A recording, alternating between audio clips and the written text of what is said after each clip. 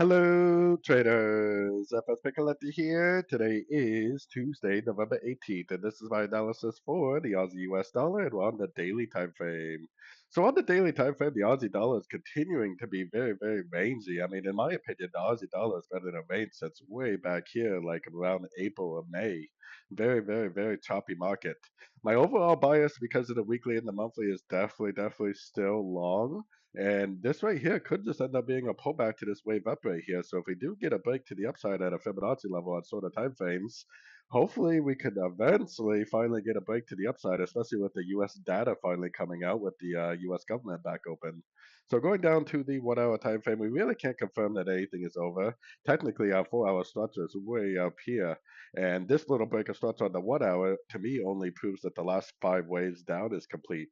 It possibly could just end up making, a pullback to these five waves, going to a Fibonacci retracement level, and then continuing the downtrend.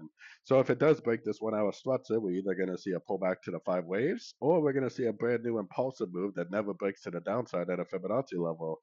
So really, the best thing to do is either learn, potentially wait for the break of structure and then learn and earn whether this move up is a corrective move or whether it's a new impulsive move. So anyways, don't forget to check out my website linked over here in the corner. And as always, thank you for watching and happy trading.